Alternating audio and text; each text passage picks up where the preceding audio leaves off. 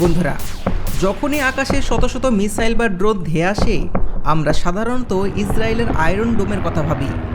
কিন্তু আয়রন ডোমের একটা বড় লিমিটেশন আছে। এর খরচ অনেক বেশি এবং মিসাইল শেষ হয়ে যাওয়ার ভয় থাকে।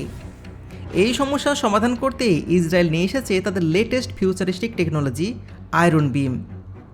আজকের ভিডিওতে আমরা দেখব এই আয়রন বিম আসলে কী, কিভাবে এটি লেজার ব্যবহার করে চোখের পলকে ইরানের মতন শক্তিশালী দেশের ড্রোন বা মিসাইল ধ্বংস করতে পারে, আর কেন এই টেকনোলজিকে বলা হচ্ছে ফিউচার অফ ওয়ারফেয়ার। তো এই ভিডিওটি একদম শেষ পর্যন্ত দেখবেন, কারণ ইনফরমেশনগুলো আপনাকে অবাক করে দেবে। তো চলুন শুরু করা যাক। আয়রন বিম হলো একটা ডাইরেক্ট এনার্জি ওয়েপেন, বা সোজা কথায় হাই পাওয়ার লেজার সিস্টেম। এটি তৈরি করেছে ইসরায়েলের বিখ্যাত defence company Rafael advance defence system.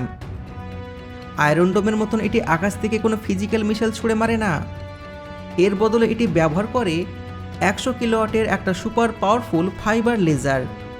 এই লেজার রশ্মি এতটাই শক্তিশালী হয় যে এটি কয়েক কিলোমিটার দূর থেকে যে কোনো টার্গেটকে লক করে কয়েক সেকেন্ডের মধ্যে পুড়িয়ে ছাই করে দিতে পারে। সবচাইতে ইন্টারেস্টিং ব্যাপার হলো এই লেজার বিম মানুষের চোখে দেখতে পাওয়া যায় না এবং এর কোনো শব্দ নেই, মানে সাইলেন্ট কিলার।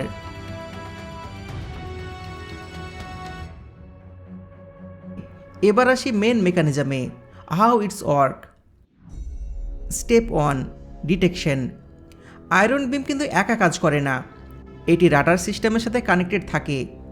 রাডার যখন আকাশে কোনো শত্রু ড্রোন, রকেট বা মিসাইল ডিটেক্ট করে, তখন সাথে সাথেই সেই ডাটা আয়রন বিমের কাছে পাঠিয়ে দেয়। Step 2, target locking. আয়রন বিমের মধ্যে থাকা থার্মাল এবং অপটিক্যাল সেন্সার সাথে সাথে টার্গেটকে লক করে ফেলে। Step number 3, firing. Target lock হওয়ার পর iron beam speed of light বা আলোর গতিতে লেজার ফায়ার করে দেয়। এই লেজার বিম যখন টার্গেটের গায়ে পড়ে, তখন সেটি প্রচণ্ড হিট বা তাপ তৈরি করে, আর কয়েক সেকেন্ডের মধ্যেই মিসাইলের বাইরের মেটাল গলে যায় এবং ভেতরে এক্সপ্লোসিভ বা বারুদে আগুন লেগে সেটি মাঝাকাশেই ব্লাস্ট হয়ে যায়। পুরো প্রসেসটি এতটাই ফাস্ট যে চোখের পলক ফেলার আগেই কাজ শেষ। আপনাদের মনে প্রশ্ন আসতে পারে, আয়রন ডোম থাকতে আয়রন বিম কেন দরকার? তো এর মেন কারণ হলো কস্ট বা খরচ। আয়রন ডোমের প্রতিটি ইন্টারসেপ্টর বা মিসাইলের দাম প্রায় $40,000 থেকে $50,000। অর্থাৎ শত্রুপক্ষ যদি সস্তায় $200 একটা ড্রোন পাঠায়, তাও সেটাকে আটকাতে ইসরায়েলকে $50,000 খরচ করতে হয়। কিন্তু আয়রন বিমের ক্ষেত্রে প্রতিবার লেজার ফায়ার করতে মাত্র খরচ হয় $2 থেকে $3। হ্যাঁ, ঠিকই শুনেছেন, জাস্ট $2 থেকে $3।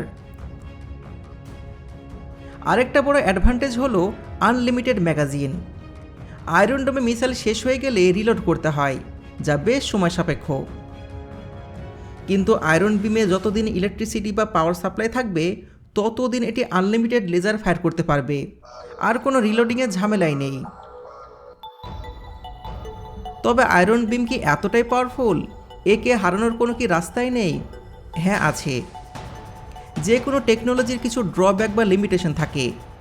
আয়রন বিমের সবচেয়ে বড় শত্রু হলো আবহাওয়া।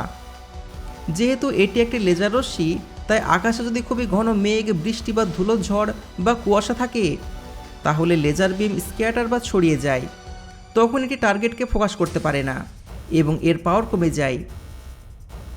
তাছাড়া এটি শুধু লাইন অফ সাইট বা সোজা পথে কাজ করে।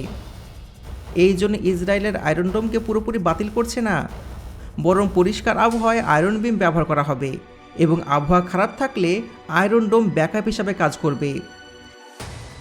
এই দুটো সিস্টেম মিলে তৈরি হবে এক অভেদ্য ডিফেন্স শিল্ড। বন্ধুরা, ফিউচার অফ ডিফেন্স বা ভবিষ্যতের যুদ্ধাস্ত্র যে আর বারুদ বা মিসাইলে সীমাবদ্ধ নেই, আয়রন বিম তার সবচাইতে বড় প্রমাণ। লেজার টেকনোলজি এখন রিয়ালিটি এবং ধীরে ধীরে অন্য দেশও এই রেসে যুক্ত হচ্ছে। তো ইসরায়েলের এই নতুন আয়রন বিম টেকনোলজি সম্পর্কে আপনাদের মতামত কি? এটি কি সত্যি যুদ্ধের গেম চেঞ্জার হতে পারে? নিচে কমেন্ট সেকশনে অবশ্যই জানাবেন। ভিডিওটি ইনফরমেটিভ মনে হলে লাইক দিন এবং সঙ্গে থাকুন পরবর্তী ভিডিও পাওয়ার জন্য। ধন্যবাদ।